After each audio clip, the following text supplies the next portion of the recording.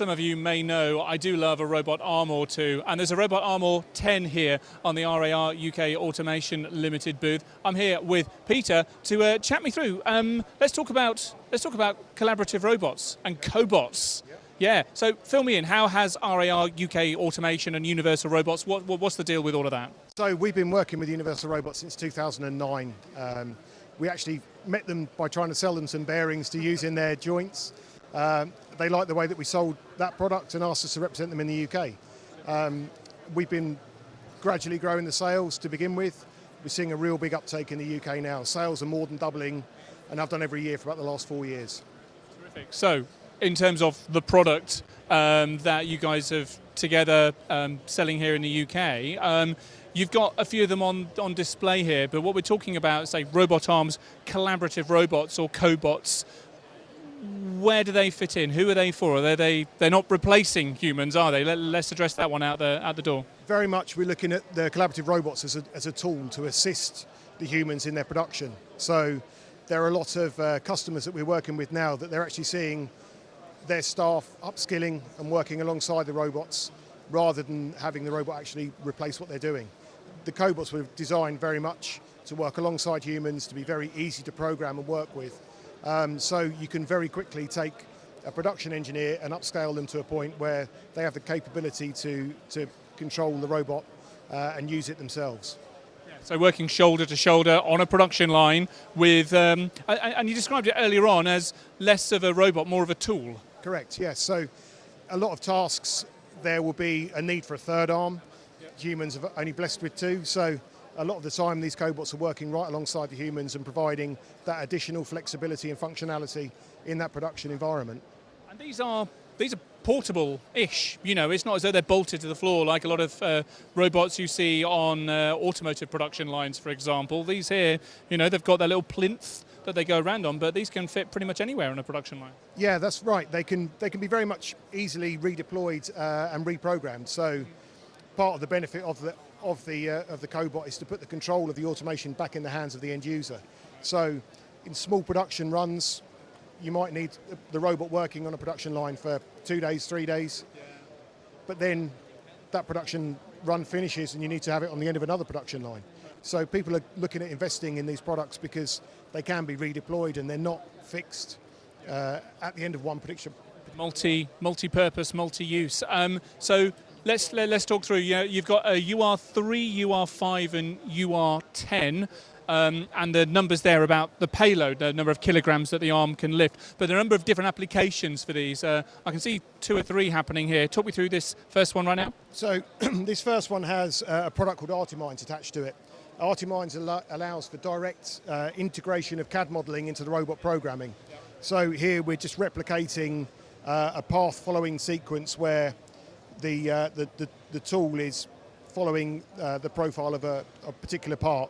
So this could be used in an application whereby you might want to dose an adhesive or a sealant and follow a precise and particular path. Sure, okay. This one over here though, you've got a couple of grippers on there, but there's another trick to this one as well. There is, yeah. So this product, we have the dual gripper, which allows the robot to control 2 grippers at the same time to pick multiple parts. Mm-hmm.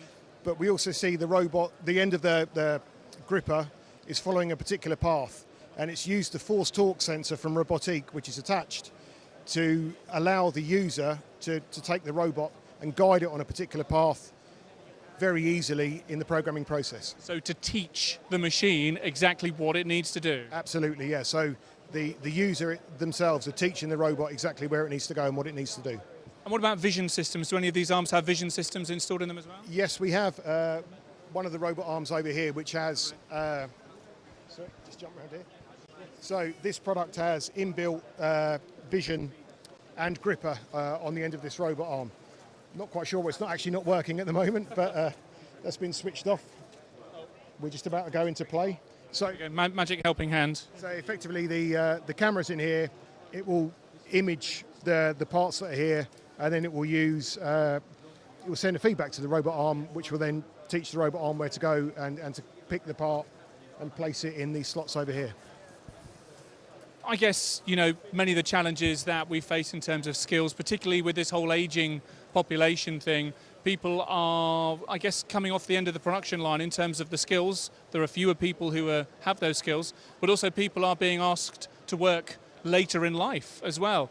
That's where this technology fits in incredibly well, right? Yeah, absolutely. The cobots provide assistance to a wide variety of people in the manufacturing environment, whether it be additional dexterity because you've only got the two hands and you can add a third arm with the robot, or in certain applications where that ability to lift and move, the robot can handle that more than perhaps, like you say, an aging workforce may not want to do that repetitive task. Many years on the production line can result in repetitive strain injuries, and the robot very much helps in alleviate those sorts of issues.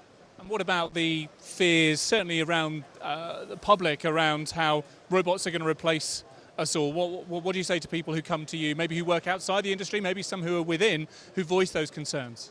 We found that employees that are looking to embrace and work alongside the robotic technology tend to upskill, tend to have an improved role within the organisation, and because they're so easy to work with and program, we can very easily take someone from the production line and get them to a point where they're operating 2 or 3 robots as opposed to doing the manual grunt work that perhaps they were before the robots were installed. So rather than taking jobs, they're really assisting people in developing their skills and their abilities. That's great. Listen, Peter, thank you so much for showing us around your technologies here today. Certainly, visually, one of the most impressive booths for me, and it's been busy all the time that we've been here over the last 10 minutes or so. Thanks very much. Yeah, no, appreciate your time, and let's hope you have a good show. Thank you very much. Hope to see you again. Cheers.